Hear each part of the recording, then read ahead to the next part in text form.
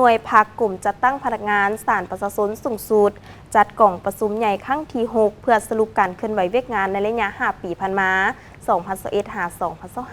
2025 กล่องประชุมจัดขึ้นวันที่ 28 เมษายน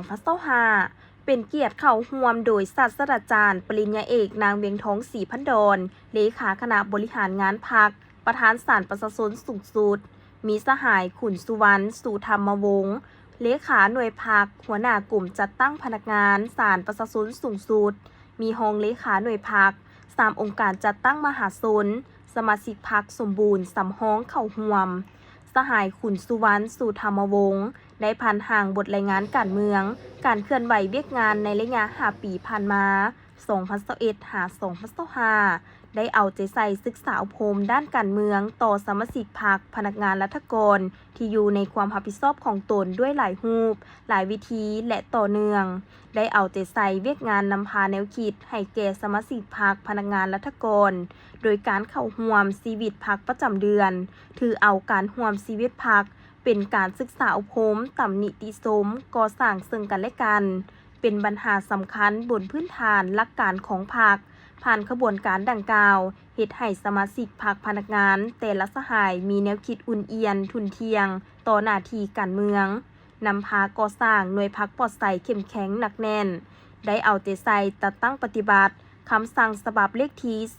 01/กมสพลงวันที่ 3 มังกร 2018 ของกรมการเมืองศูนย์กลางพรรคว่าด้วยการก่อสร้างหน่วยพรรคปลอดภัยเข้มแข็งหนักแน่นและคำแนะนำฉบับเลขที่ 291/คจสพลงวันที่ 26 เมษายน 2018 ของคณะจัดตั้งศูนย์กลางพรรคว่าด้วยการเพิ่มทวีการสร้างหน่วยพรรคปลอดภัยเข้มแข็งหนักแน่นได้สร้างแผนการก่อสร้างหน่วยพรรคปลอดภัยเข้มแข็งหนักแน่นประจำแต่ละปีและได้สรุปตีราคาผลสำเร็จในการจัดตั้งปฏิบัติพร้อมทั้งได้เปิดกล่องประชุมสรุปตีราคาคืนหน่วยพรรคและสมาชิกพรรคซึ่งผ่านการจัดตั้งปฏิบัติผ่านมาหน่วยพรรคกลุ่มจัดตั้งพนักงานได้รับนามยุทธเป็นหน่วยพรรคปลอดภัยเข้มแข็งหนักแน่นประจำปี 2022-2023 เป็นเสนาธิการให้คณะพรรคในเวียกงานขยายสมาชิกพรรคซึ่งแสดงออกในการเลื่อนสมาชิกพรรคสำฮ้องขึ้นเป็นสมาชิกพรรคสมบูรณ์ 54 สหายหญิง27 สหายรับเอามหาชนก้าวหน้าเข้าเป็นสมาชิกพรรคสำฮ้องได้ 51 สหายหญิง21 สหายเปิดเรียนกฎระเบียบพรรคได้ 61 สหายหญิง25 สหาย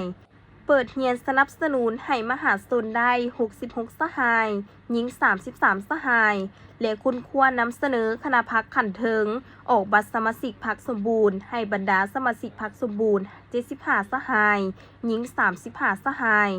นอกนั้นได้ปรับปรุงก่อสร้างหน่วยพรรคกลุ่มจัดตั้งพนักงานให้นักแน่นเข้มแข็งทางด้านการเมืองแนวคิดและการจัดตั้งเฮ็ดให้หน่วยพรรคมีความสามารถจัดตั้งนำพาปฏิบัติหน้าที่การเมืองของตนในแต่ละระยะให้มีคุณภาพสูงขึ้นเรื่อยๆเพิ่มทวีการศึกษาอบรมการเมืองแนวคิดให้สมาชิกพรรคพนักงานแต่ละสหายให้เสื่อมซึมนักแน่นมีทัศนะมหาชนดำรงชีวิตด้วยความบริสุทธิ์สัตย์ซื่อปลอดใสขาวสะอาดมีน้ำใจจงรักภักดีต่อพรรคต่อประเทศชาติมีสติระวังตัวต่อกลอุบายมั่งเพของศัตรูและกลุ่มคนบ่ดีสำหรับทิศทางแผนการในต่อหน้าเมนจะสืบต่อปรับปรุงก่อสร้างหน่วยพรรคกลุ่มจัดตั้งพนักงานให้เติบใหญ่เข้มแข็งทางด้านจำนวนและคุณภาพสามารถตอบสนองความเรียกร้องต้องการของเวียกงานระยะใหม่ปรับปรุงแบบแผนวิธีนำพาของหน่วยพรรคให้ดีขึ้นกว่าเก่าสืบต่อสร้างพรรคกลุ่มจัดตั้งพนักงานให้เป็นหน่วยพรรคปลอดภัยเข้มแข็งหนักแน่นในทุกๆปีตามมาตรฐานเงื่อนไขที่วางไว้นำพาองค์การจัดตั้งมหาชนของหน่วยพรรคให้มีการเคลื่อนไหวปฏิบัติตามสิทธิหน้าที่ภาระบทบาทสร้างขบวนการอย่างตั้งหน้าและฟุดฟื้นโดยภายใต้คำขวัญยกสูงประสิทธิภาพเวียกงานก่อสร้างพรรคพนักงานและปรับปรุงการจัดตั้งของศาลประชาชนในระยะใหม่